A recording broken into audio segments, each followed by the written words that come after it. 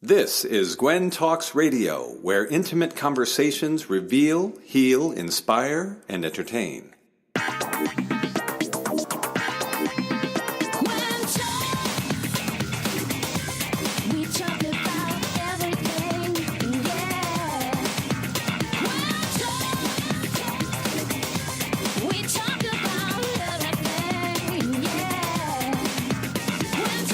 And now, here's your host, Tess Cacciatore. Okay, here we go. Once again, I'm so excited to be here. This is Gwen Talks Radio, and I'm your host, Tess Cacciatore. I have a big celebration this week that I want to share with you, and I'm doing it for a reason because I want to send the message that never give up on your mission, your purpose, your dreams. This Saturday, February 10th, 2018, will be 8 years to the date that I was returning back from Ghana, heartbroken, exhausted, drained of every tear in my body after a 24-hour flight coming from Ghana to Los Angeles. I began on the descent of the airplane landing in LAX, began getting downloaded this book.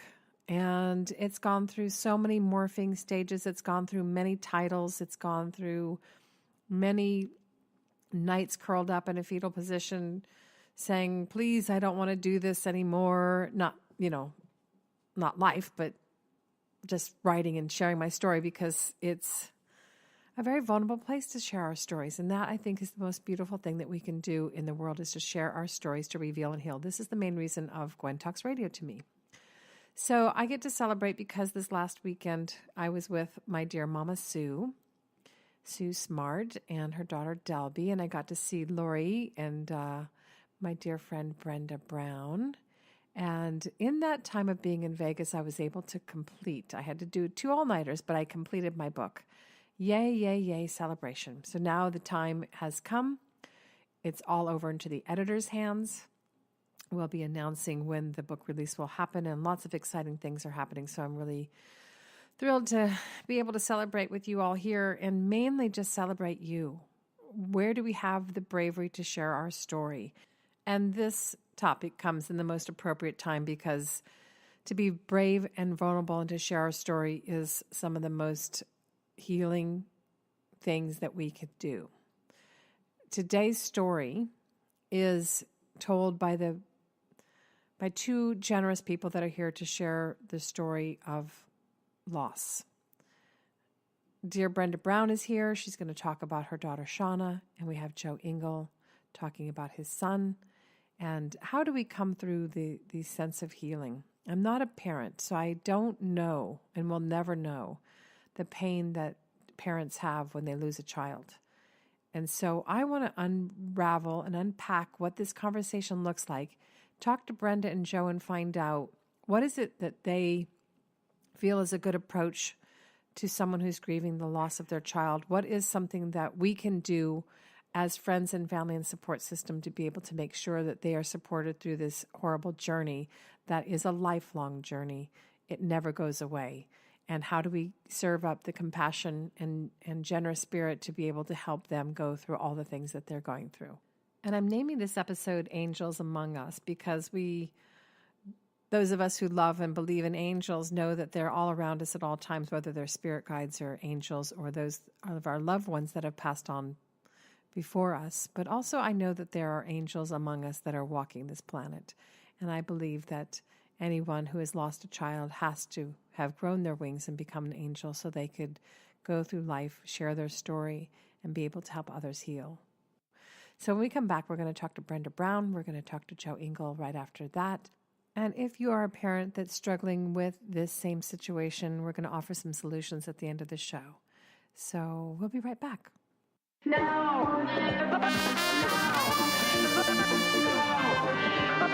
Check out the theme song from the feature film Bloodline, Now or Never, by David Longoria featuring April Diamond.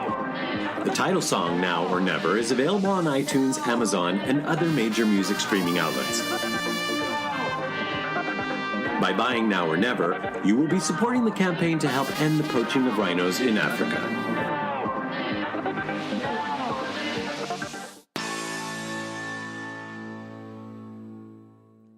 Okay, welcome back to Gwen Talks Radio. This is your host, Tess Cacciatore.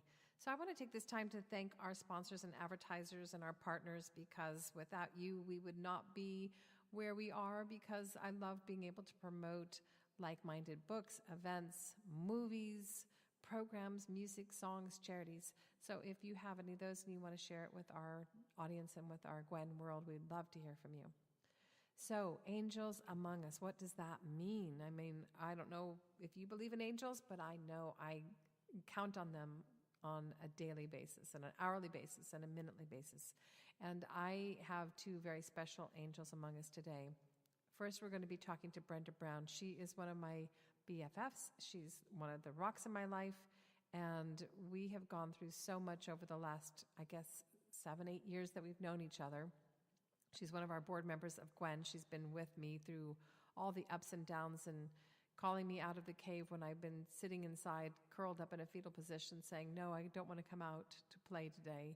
And we are that for each other. And she is so brave to come forward and tell her story about her dear daughter, Shauna.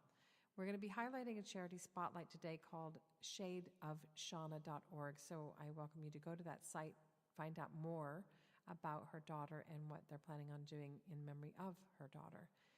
So I could go forever talking about her, but I'd rather just bring her on to the show. Welcome to the show, Brenda Bloom Brown. Thanks, Tess. I'm so glad to be here finally. I know we've talked about doing this particular show for quite some time. Yes. And I just have not been in the right frame of mind, as you are well aware of, to do it.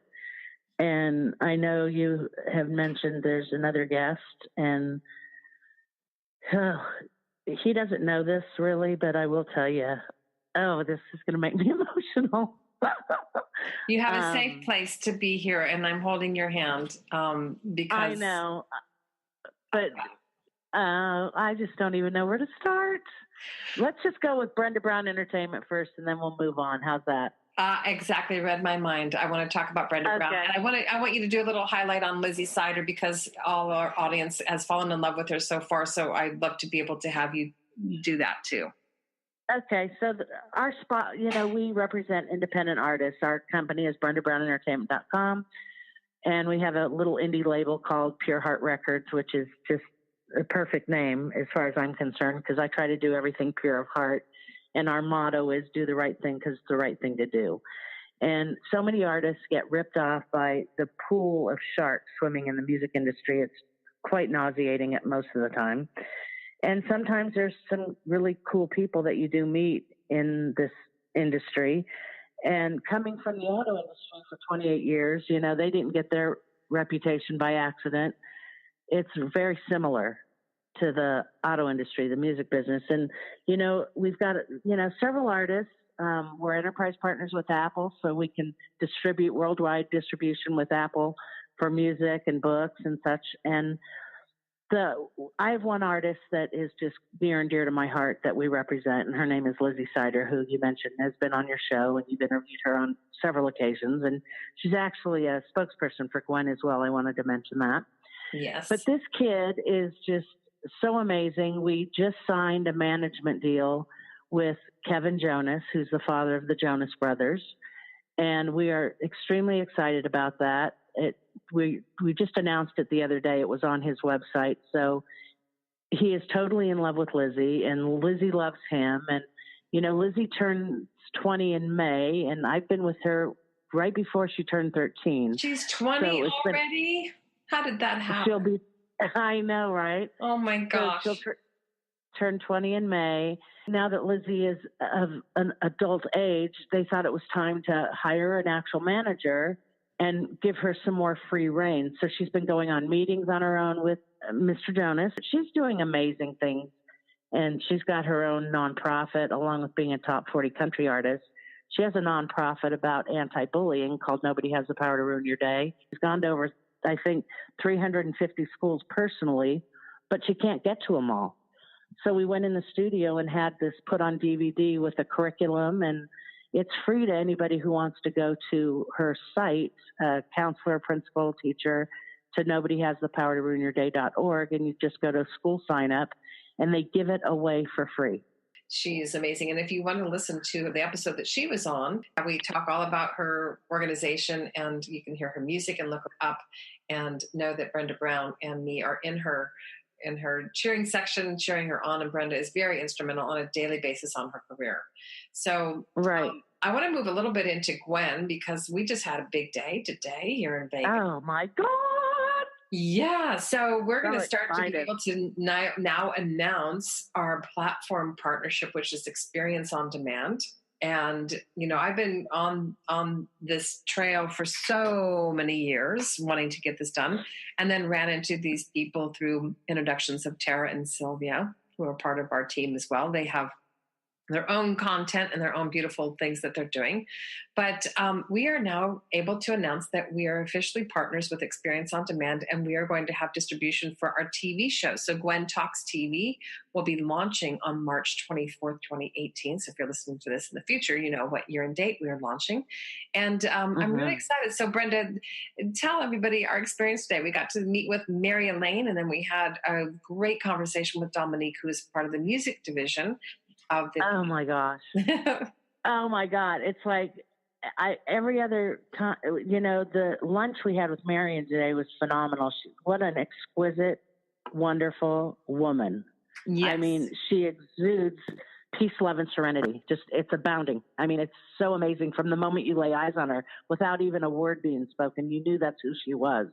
And then this afternoon, we talked with Dominique, who is the music arm of Experience on Demand. And he's so spiritually connected and fearless. I know, it's really beautiful. So we'll let it go for there, because I just wanted you to share the excitement that we had.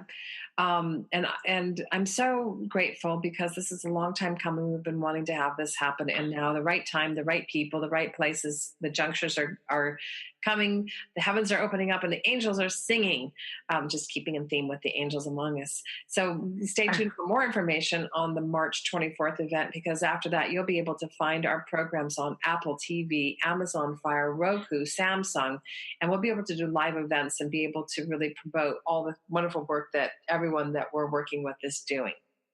So I just want to let you know that I am here with my arms wrapped around you in a spiritual friendship, sisterhood space, because I know that you are so one of my bravest friends.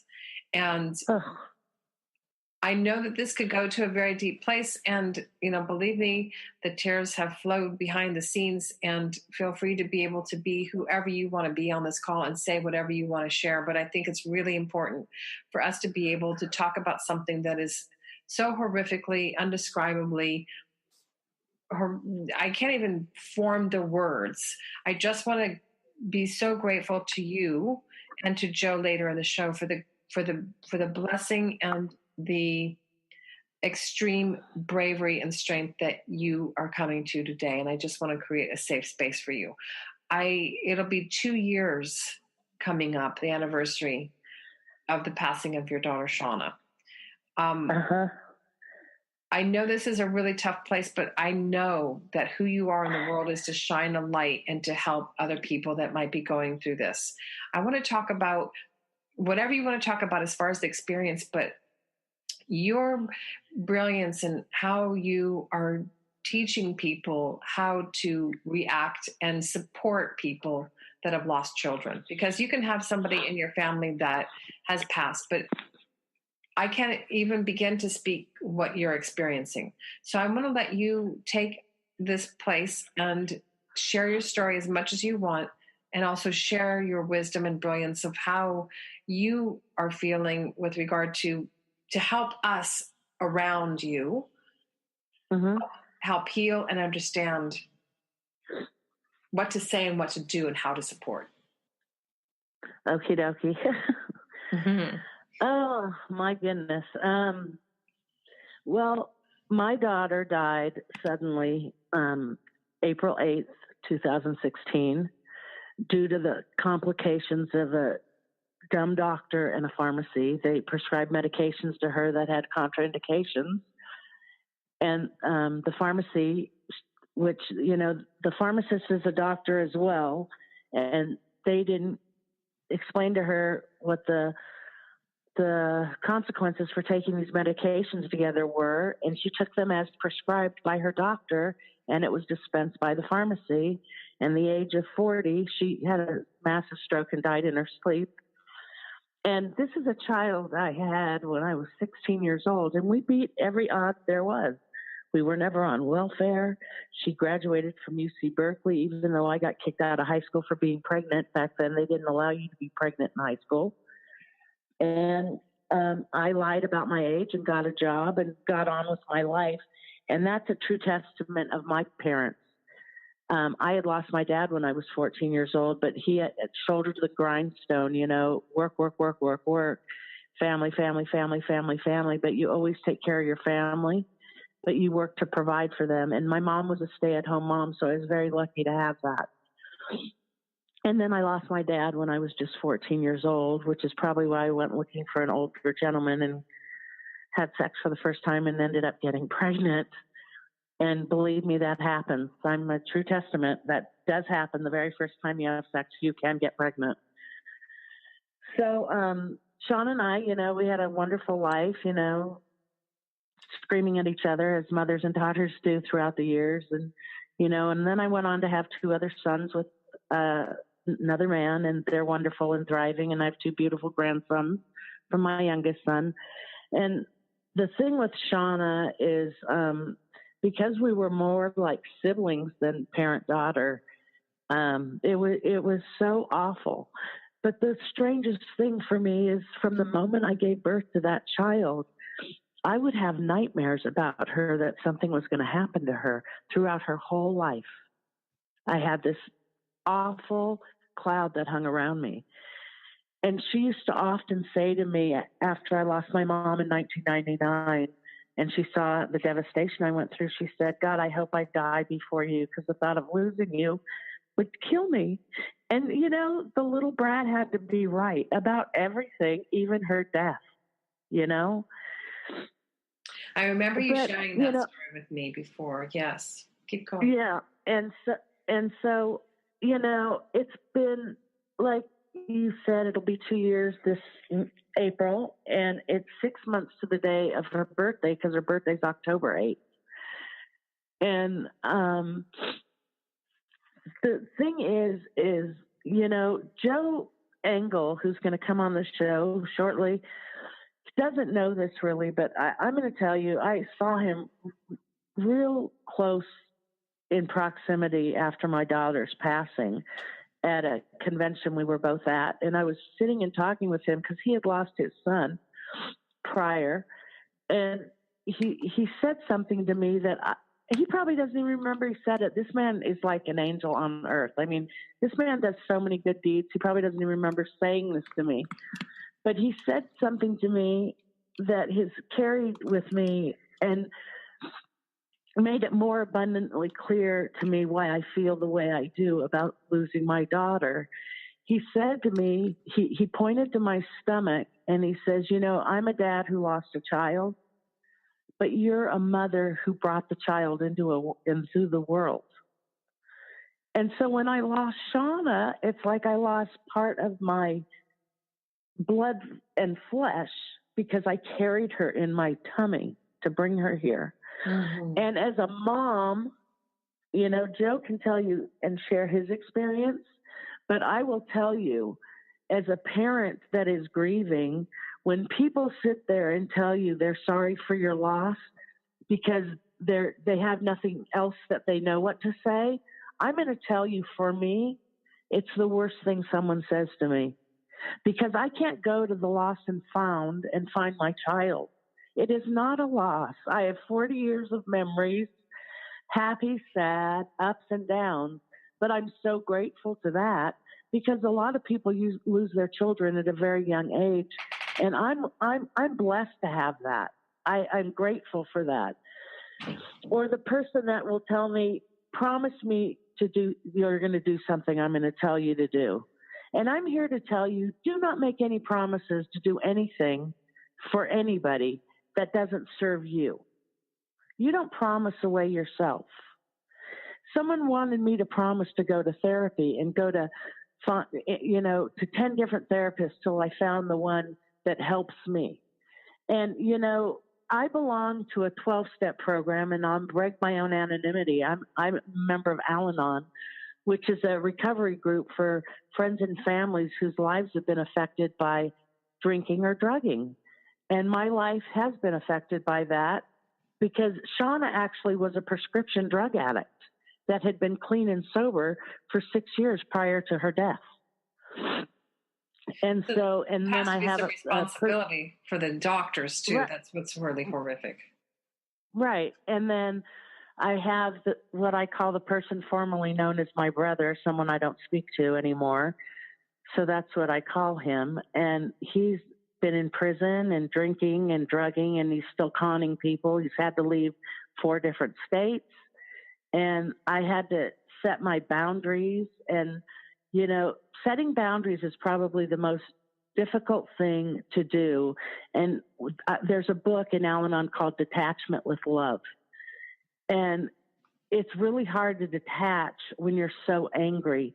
And when you're so angry, you're not hurting that other person. You're giving them all the power to control you by feeling angry. How can you let someone else have that much power over you? So you have to detach yourself from that.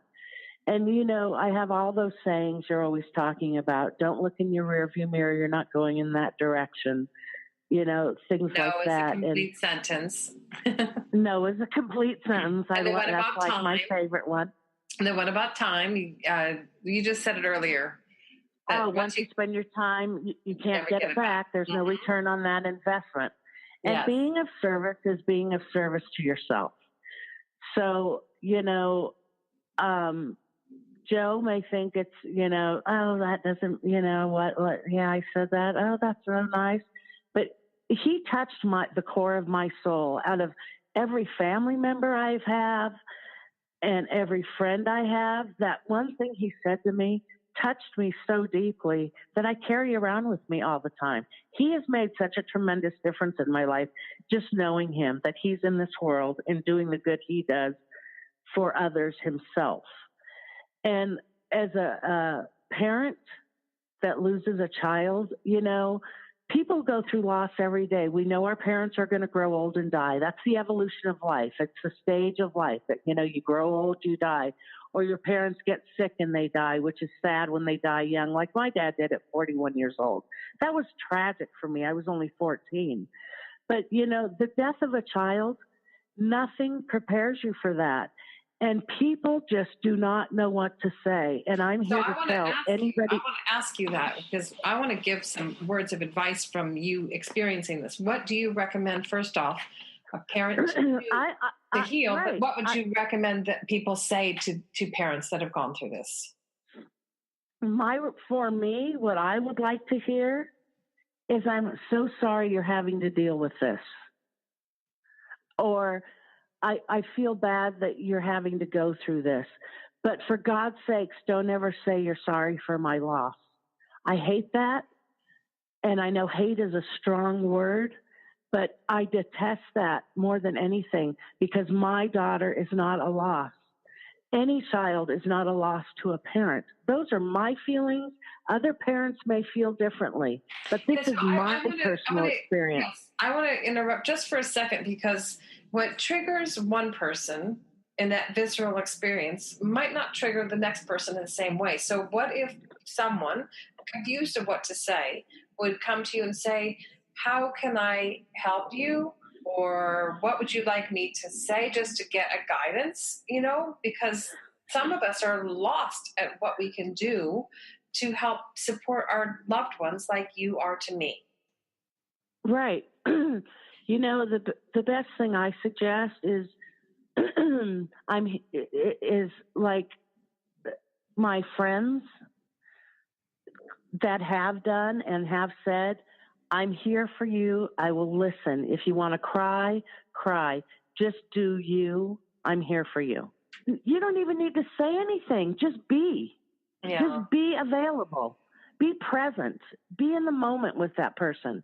Because I tell you what, my partner, John, my true love of my life, God bless him. He has been through the ringer with me and the mood swings I've been through, because something, or I'll see something or hear something and I start crying for no reason. It's like a freaking hot flash. And, I'm not too proud to say I'm in menopause, but it's like it flashes over you with no warning whatsoever. A hot flash can't happen when you're freezing cold for God's known reason. I have no idea why it won't happen when you're freezing, which it should. But the flush of sadness. But I have to honestly tell you, my spirituality and my faith in God has never been stronger than it is today. And the reason for that, and I know that, is not once have I cursed God for my daughter dying. I've not been angry at God one time. And I believe that God has a plan for all of us. And this is the path that I'm supposed to be walking on.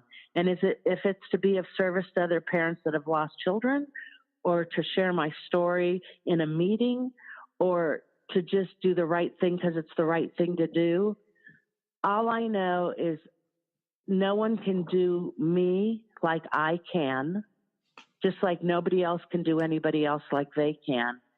But I will tell you, the worst thing for people to say for me is, I know what you're going through. Mm-hmm. Yeah, because no one I can have put themselves in your place. There's no way. And I have plenty of friends that have lost their children, and I have one who's a registered nurse. She's a hospice nurse, and she used to be an OBGYN nurse until she lost her child. She couldn't do that job anymore. And so she became a hospice nurse, and she loves it. She loves it. But it's been 20 years since she lost her son, and she still has moments of sorrow. And she says to me, she goes, "You know what, Brenda? I lost Bo, which was her son. You lost Shauna, which was my daughter." And she goes, "I can't tell you how you feel just because I've lost a child, because the relationships with our children are different." Yes. So for someone to say, "I know how you feel," because they've lost a loved one, to me is kind of, sorry, it's bullshit. Yeah. But that's how I truly feel. It truly is bullshit for me. It may not be for someone else, but for me, that's my truth. Don't ever tell me you know how I feel, because you can't possibly know how I feel. Are you sitting inside my brain, churning on the wheels of my brain as it's going with my thoughts and my every move and thought pattern? I don't think so. Yeah. No one knows how anybody feels until they tell them. Exactly. Well, I got to be mindful of the time. Because I want to bring Joe in. But what I love about you, please. Many things, but what I love about you is that you all are always authentic with your honesty and being where you are. And that's why I thought it was an important story to share in our Reveal to Heal, because I've seen you go through that roller coaster ride of a tremendous pain, and it's been painful for me because sometimes I don't know what to do or say except just be, like you said. And so I'm hoping that this sheds a light on how other people that are dealing with it, either in Brenda or Joe's position with losing a child, or for those of us that are in confusion of what to do to best support you. So we're going to have to take a quick break right now. And when we come back from the break, we're going to talk to Joe Engle, who I'm really looking forward to speaking with as well, because I have not spoken to him outside of a quick introduction leading into the show. I've heard so many wonderful things about him. He's brought on through Brenda Brown, and we'll be right back. The Little Dog That Could is the fantastically true story of a man and a little dog that came into his life as his mentor to help him understand the world beyond his human senses and to experience life, love, and healing beyond his human understanding. Best-selling author Filippo Voltaggio, who currently hosts the highly regarded Life Changes show, is an internationally known singer, speaker, and life coach. Filippo offers up his own story, how one little surprise package in fur and 4 legs transformed his life unexpectedly forever and furthered his path of self-discovery. In The Little Dog That Could, Filippo brings to life the meaning of the adage, when the student is ready, the teacher appears. Through the reading of this book, you will experience the journey of real miracles that transcend time, space, and logic while gaining practical tools that will help you navigate your way.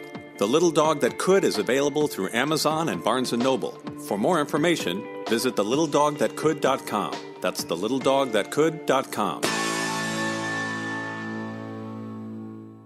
So here we go. Welcome back to Gwen Talks Radio. This is your host, Tess Cacciatore, and we have had an amazing time with Brenda Brown talking about the music experience, but most importantly, in the Angels Among Us, walking through the path of how do we deal with loss? How do we support those in our life that have experienced that? Or if you have experienced it yourself as a parent, how do we get through that? Joe Engle is a dear friend, as you heard from Brenda Brown. I'm so looking forward to finding out his story, how he's gotten through everything, but also most importantly, how he has created an organization called There Is No Hero in Heroin. And one of three founders of Mission High School, which is a high school in Las Vegas, which is for recovery of students from addiction so they can finish their high school degrees. Please, Joe, welcome to the show. I'm so grateful that you're taking the time to be with us today. Hi, Tess. Thank you so much for having me on the show. And Brenda, thanks for the invite. I look forward to being able to share my story with whomever I can speak to. So thank you so much for having me. I've heard about you for so long, and the organization that you've built, the beautiful story that you said when you pointed to Brenda's belly and said, but I never gave birth to the child. Do you remember that conversation and how much are you shocked to hear the impact you made on her? I did not realize that at the time, nor did I realize, that was a couple of years ago, almost 2 years ago. It was shortly after Shauna's passing. And no, I do remember the conversation. I remember exactly where we were. And we talked about a lot of things that night. And I thought I had some better stuff that I gave her. But it's funny how people hear, exactly what they need to hear. And that certainly wasn't the one that stuck out to me. But I'm glad that it had an impact. I really am. Well, isn't it amazing how we can be in each other's lives and help, and we never know that small little morsel that carries each other through the day. So as her friend, I want to thank you personally for being such a beautiful example, a support system, and saying that phrase that actually has helped carry her through more than anything that has happened so far. So I want to thank you for all the work that you're doing. So yes, absolutely. I want to hear your story. I want to talk about the annual golf event that you do and talk about this beautiful high school. So I'm just going to let you tell your story, and then we're going to bring Brenda back on because I'd love for the three of us to kind of dive a little bit deeper. Well, I first and foremost, I'm a father of 4 sons, 3 of which are living. I'm a person in long-term recovery since 1994. I'm a member of a 12-step program as well. And as a single father for a good part of those years, I was outnumbered during my kids' teenage years. And unfortunately, I was trying to raise them and, go to work and keep the lights on and, nights running out in the middle of the night, putting printer ink in because they had a project that they needed to print the next day and they got to have it now. Anyways, I had all of the good and bad that comes with fatherhood, and I'm a better man for having experienced that. I know that. Wow. My 2 older sons developed a drug addiction right in front of my eyes, and I didn't even realize it. I was so caught up with the dreariness with life. And before I realized it, at the time, opioids were very, very prevalent. I didn't realize that they were getting them at school. They were 14, 15, 16 years old. They developed opioid addiction, which led to heroin. July 21st, 2011, I came home and found my 19-year-old son dead of a heroin overdose. Oh my. And at that time, everything stopped. The whole world stopped. There's nothing that can prepare you for that. Brenda touched on that, and there's nothing that prepares you for this. I reached out within the community that I'm a part of, the recovery community, and they certainly surrounded me. And there's a saying that we have is that we don't shoot our wounded. And I was certainly wounded. I was gravely wounded. And from then I had a mentor of mine say, Joe, you're going to need to talk about it. It's going to help you. It's going to help other people. Because I too know other parents that had lost children, and like one gentleman lost his son 5 years before I lost my son, passed away, and he didn't get up off the couch for 5 years, and we ended up burying him as well.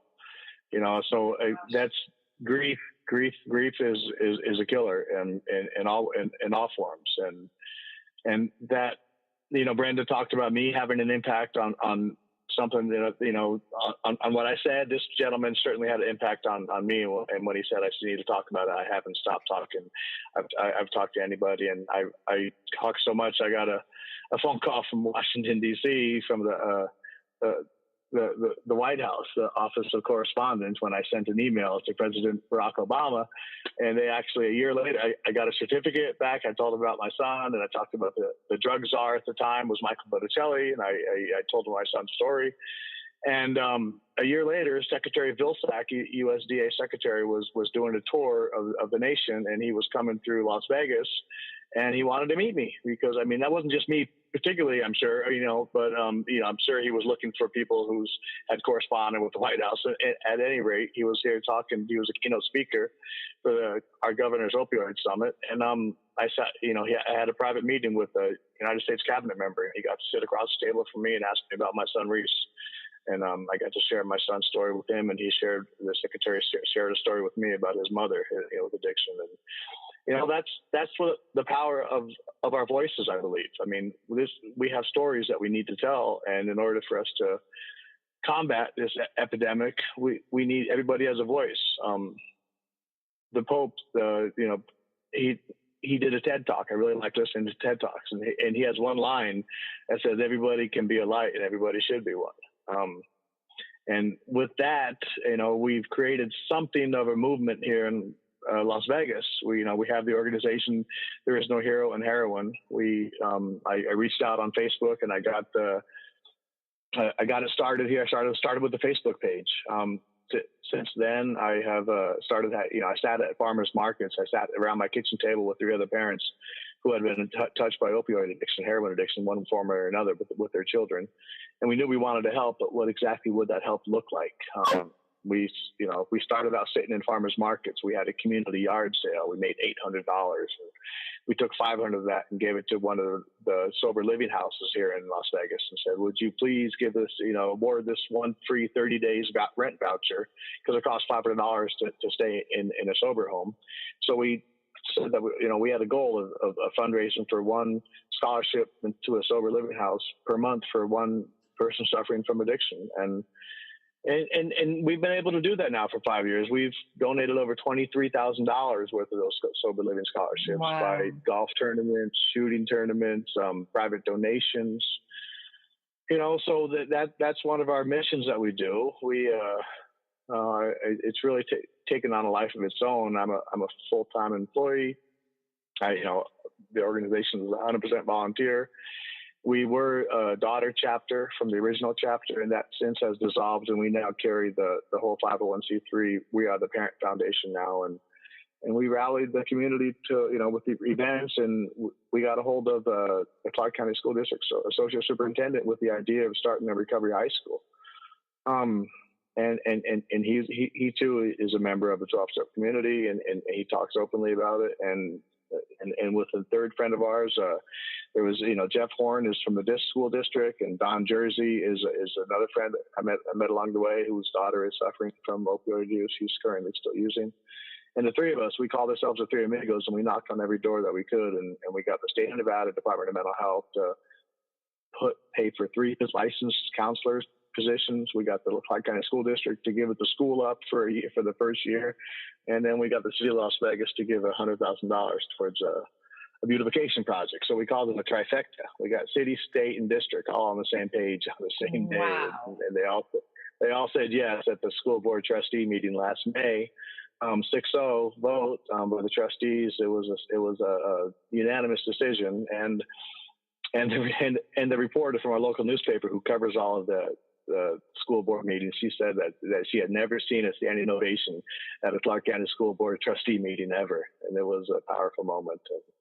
So I'm standing up right now with a big ovation to you. Oh my gosh, because it is so hard to come out of grief. And not that you're out of it, because you're never out of it, but the fact of all the things that you have done and accomplished and gone through the school board red tape that you have to go through and to form all that you've done is so amazing. I'm standing and applauding you with great love and admiration. What a story. There hasn't really been nobody's thinking it was a bad idea. You know, I mean, this epidemic has hit in all walks of life, and so everybody knows that this is an unprecedented time. So we need to come up with some new ways of combating it, and so far it's been good. Well, the pharmaceutical industry, I think that there's some wonderful things that are happening. And then there's also things that I witnessed growing up with my mom. And I know several women in my mom's generation that were given drugs over and under the table, left and right, to the point where there were many drug addictions that occurred in that world. And these are grown women that had, or men that had families, and it goes under the radar screen. One of the things that stuck out with me, many things in your story, but one of the things that I think would be really helpful is that you said you had 2 sons that were dealing with this addiction, and they were right underneath your nose. In retrospect, and in conversations with the 3 amigos, have you figured out a helpful list of signs that parents can watch out for to know if their children are on drugs or heroin or opiates? Certainly, it's the classic ones. I mean, it's to pay attention. Pay attention. You know, the erratic behavior, the drowsiness, the hyperness. You know, the going up and down. You know, almost acting bipolar at times. But the mood swings. The failing of the grades. All classic symptoms that we've talked about. And me myself being a person in recovery this whole time for a long time, and I missed it. So I would submit paying attention is certainly huge, because it's so easy to get caught up with life, and we got to pay, we got to keep the internet going, we got to keep power going, we got to keep food on the table. So there's things I got to do. I would submit slow down and pay attention. So much, though, as a single father with 4 sons.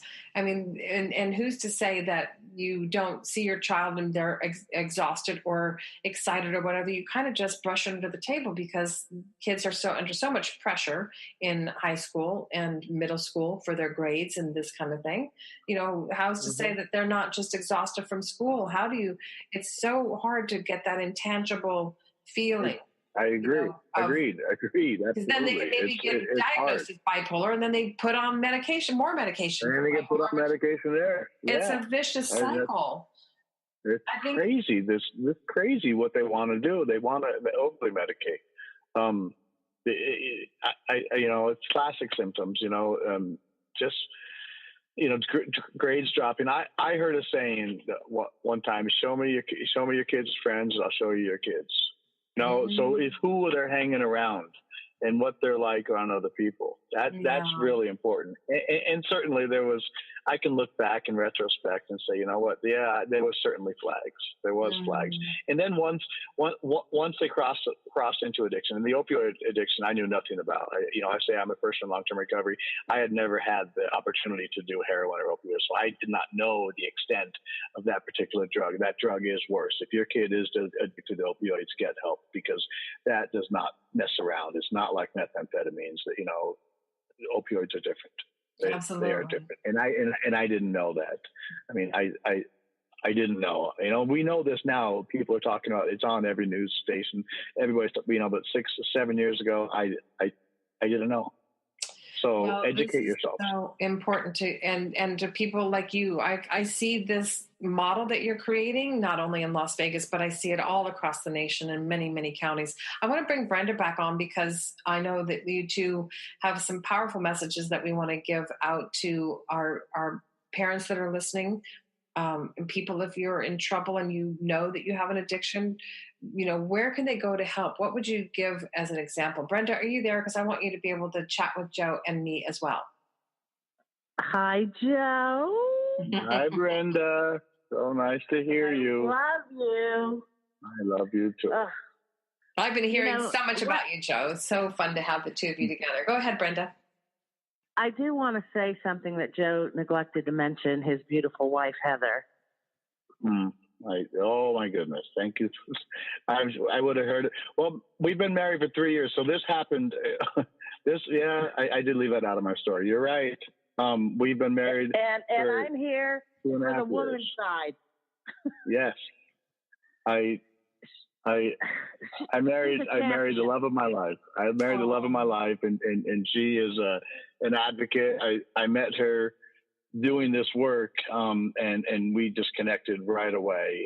And the past 2.5, 3 years, we have been just going at it together in a partnership, and it has just been unbelievable, an unbelievable ride. So I just saved your ass, Joe.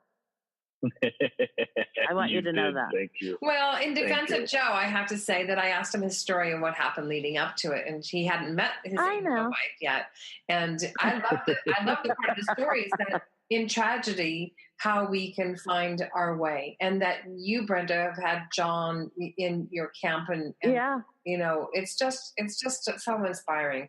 What do you want to talk about that we haven't talked? And Brenda, I know you have a story you want to share about Shauna that we talked about on the break too. So, well, one thing for sure is, I do want to share with everybody, about, 22 years ago, I had written an article in I'm originally from Northern California, and it got published in the 16 Bay Area county newspapers.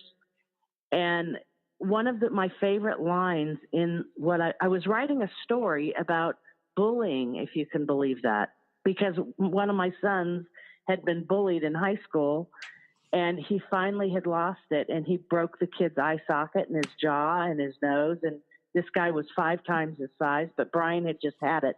He'd been bullied. This kid had been bullied Brian, my son, since elementary school, all into high school, and Brian finally had lost it. So it prompted me to write an article in the newspaper that got published in all the county newspapers in Northern California. And my favorite line in there was, our children are given a personal invitation by us to be here. You need to be a good host. And what Joe is saying, or what he had said, is pay attention. Some people, they'll say, I'm so poor, I can't pay attention. It's just an excuse. We get so caught up in our own lives, and we are so selfish, just being human beings instead of being human doings, that we neglect our kids that we brought here because we're worried about paying rent or the mortgage or the food or the lights or everything. But we have to start paying more attention to our children because they didn't ask to be here. We brought them here. They're our responsibility. We need to look at them. We need to pay attention to them. And Joe's absolutely right. And I see Tess's point too. They're excited or they're tired from sports but you know what? There's a definitive difference. The mood swings are very different if you're really paying attention to your children with opioid addiction. What would you say the mood swings are different so people can really fine-tune their paying attention? I would say the highs and lows, like Joe had mentioned, being tired from doing 2-a-days at football camp is a lot different than, being really mellow and then MFing your sibling about something crazy and then nodding out 2 seconds later. Yeah. I see. So it's more erratic and more short fuse, but also it seems like more of a condensed mood swing rather than something that might be natural hormones of teenagers that might be over an hours or days. It's more like minutes to hours. To explode 0 to 1,000 of an explosion in nanoseconds. Like I watched my boys play sports. They wrestled, football, baseball, because I made my children be involved in sports. Shauna didn't want to do sports, so she did sports statistics in high school. But I forced my children into sports because I knew they couldn't get into trouble that way, and I knew they would be supervised in sports energy, You know what I'm saying? Or theater and music and things like that too is another outlet that's really sets a good path. But that was me. Yeah. But look, Shauna still became addicted to opioids. And I thought I was doing everything right. But it's what Joe said. I didn't look at who she was hanging out with. I wasn't paying attention to that. And that's what got her into forging prescriptions. You know, she'd go to the doctor and she'd steal part of the prescription pad. And then she went to jail. Wow. You know, so Joe's absolutely correct. You know, it's like, you know, that term guilty by association. Mm-hmm. There's a lot of truth to that. Yeah, my mom used to say, with friends like that, you don't need enemies. And it took me decades to figure out what she meant about that. I was like, what? Our parents they get smarter the older we get, don't they? Exactly. Exactly. We're way over time this time, but I think it's worth it because it's such an important topic. And I've been just holding the space over the last 2 years of just hoping that I was doing the right thing at any given moment for Brenda and Joe. You know, just to come on the show is so amazing. You both are so brave, and the work that you're both doing in the world, you know, not only Brenda with your own work, but Shade of Shauna, at shadeofshawna.org is a website you can go and connect with Brenda. And we have TINHIH LasVegas.info. And both of those websites will be on our information page on iHeartRadio and Spreaker, and on our website, gwen.media. So what do you want to say in closing? I know, Brenda, you wanted to share a funny story about Shauna, which I'd love to live on the levity of it. Yeah. Okay. I'll do it very, very quickly. When Shauna was a little girl, see, and these are the things I have of memories of her that make me laugh, because I can remember this story and laugh out loud about it. When Shauna was little, you know, you potty train your kids and blah, blah, blah. Well, I was in a hurry one day, and she said, I wanted to go to the grocery store, and it was just her and I. She was like 4 years old. And she goes, I got to go poop. I got to go poop. I got to go poop. And I go, okay, sit on the toilet. Let's go. And she goes, I just can't go, but I have to go. So I got an ink pen. I drew 2 little circles, on one on each knee, put my fingers in the circles, and I told her I was going to push the poop out by pushing those buttons on her knees. And she pooped, right? Mentally. Psychologically, it worked. So fast forward 18 years, she's a sophomore at UC Berkeley. She calls me, and she had to stay on campus because she was a spoiled brat, even though we lived 30 miles from UC Berkeley. She had to stay in residence there. She calls me on the phone. She says, oh, my God, Mom, you've got to come to the dorm immediately. I go, what's the matter? She goes, I cannot go to the bathroom. You have to come and push on my knees. She had believed that all the way through her life. Oh, I love that. Oh my gosh, that's a precious story. So that's hilarious. I love that. You always have the best stories. Joe, do you want to have any last words of wisdom, a story to share? Real quick, what Tess and Brenda said about people talking to us about our children and grief.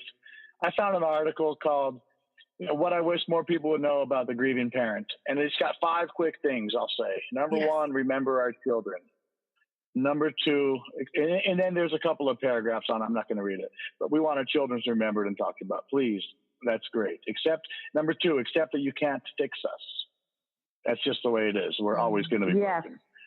Number 3, know that there are at least 2 days a year we need a timeout. Birthday and the angel day. That's what we call them. Number 4, realize that we struggle every day with happiness. It's underlying everything in my life is a sadness. And I've shared with my wife often on this, and I just keep going no matter what. I know I do. I love I'm able to do it. God keeps me going.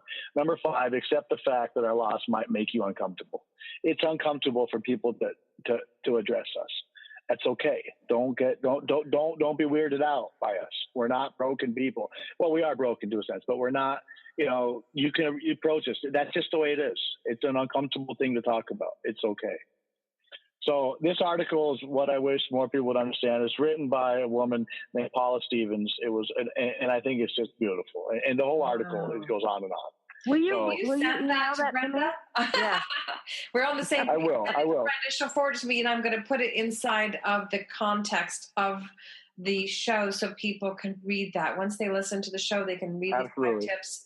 I think that you both are angels among us because you are shining your light and being just true warriors and brave people to be able to continue on and make such an impact on other people's life. I want to thank you once again for coming to the show. We're going to take a break for our music spotlight, and today I'm doing 2 songs instead of just one because they felt very appropriate for this title of Angels Among Us. Filippo Voltaggio introduced me to Harold Payne, and he has this beautiful song called Angels Don't Always Wear Wings.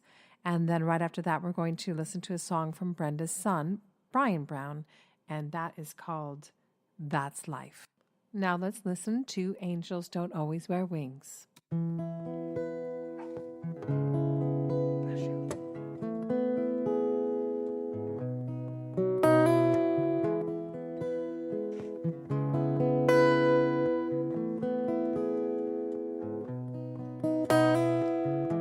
Little girl looked in her mother's eyes and asked a question that could only come from a child. Mommy, are there angels, and do they really fly? Will I know one when I see one? This was her reply. Oh, angels don't always wear wings. They live inside your hopes and prayers and dance around your dreams.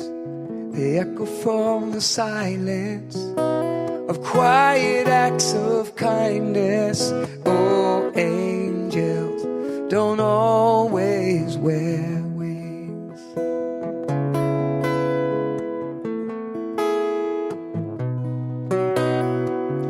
There are little miracles that happen every day that never make the headlines,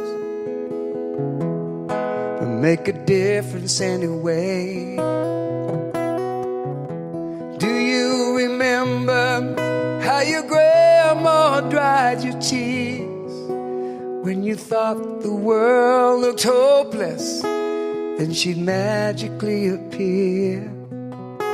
Oh, angels don't always wear wings.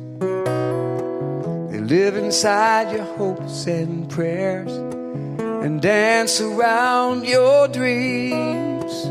They echo from the silence of quiet acts of kindness. Oh, angels don't always wear wings.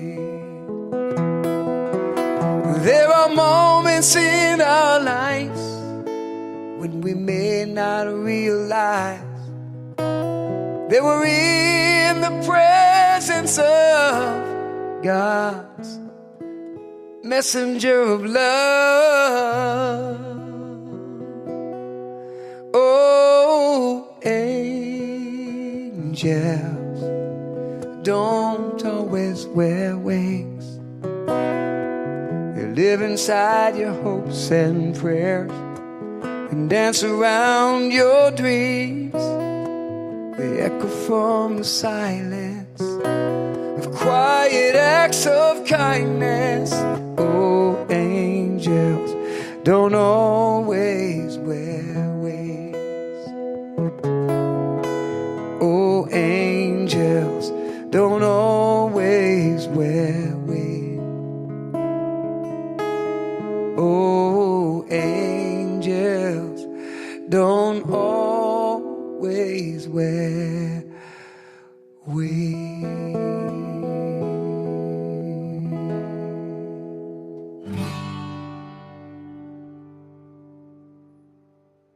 Holding on to what is real is all I want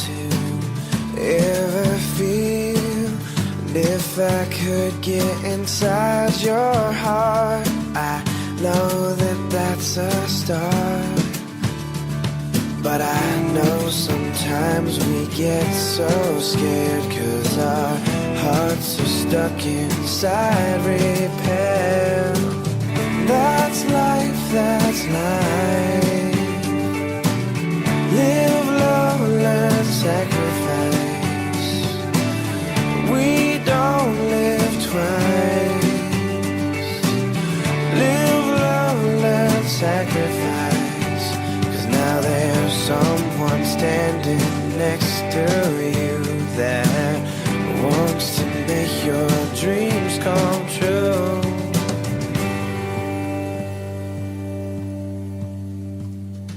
And if you would walk with me for a while, I know you'd see that I make you smile.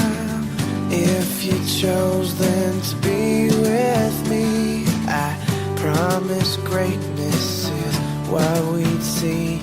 But I know sometimes we get so scared, 'cause our hearts are stuck inside repair. But that's life, that's life. Live, love, learn, sacrifice. We don't live twice. Live, love, learn, sacrifice.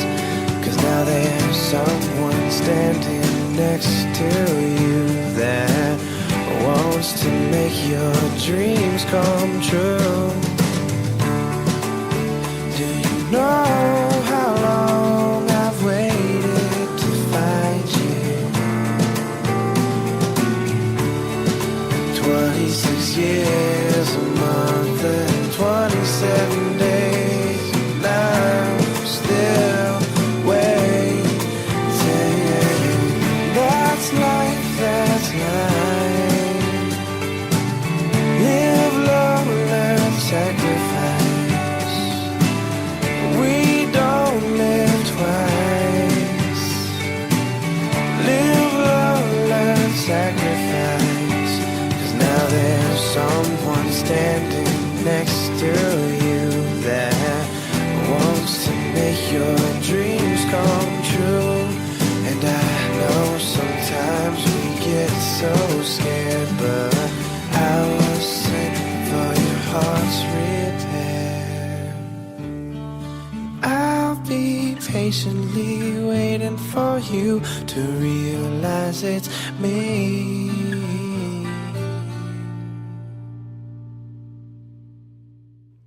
I love those songs back to back. So I want to thank once again Harold Payne for Angels Don't Always Wear Wings and the beautiful song That's Life by Brian Brown.